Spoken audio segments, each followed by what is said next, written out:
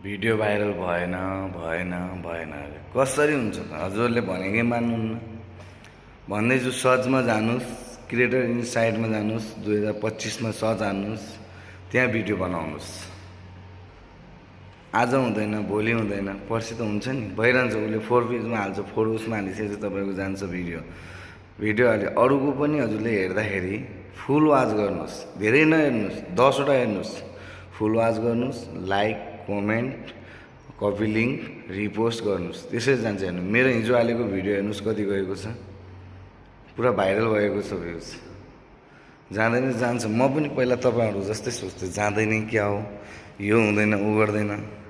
त्यसपछि म हरेक लाइफमा गएँ, हरेकको भिडियो हेरेँ, अनि म त्यसरी गर्दै गर्दै गर्दै गर्दै जाँदा हेर्नुहोस् अहिले मेरो भ्युजहरू गइरहेको छ। हिजो पनि त्यसरी नै गयो, आज यो भिडियो पनि भाइरल हुन्छ। हजुरहरू पनि सेम त्यस्तै गर्नुहोस् त। भिडियोहरूको आयो भनेपछि सरसर सार्ने होइन, आफूले कन्टिन्यू गरिरहने हो। आफूले गरे पो अरूले पनि गर्छ, आफूले गर्दै नगरेपछि अरूले गर्छ त गर्दैन। त्यहाँले आफूले पनि गर्नुहोस् र अरूले पनि गर्छ है त साथीहरू।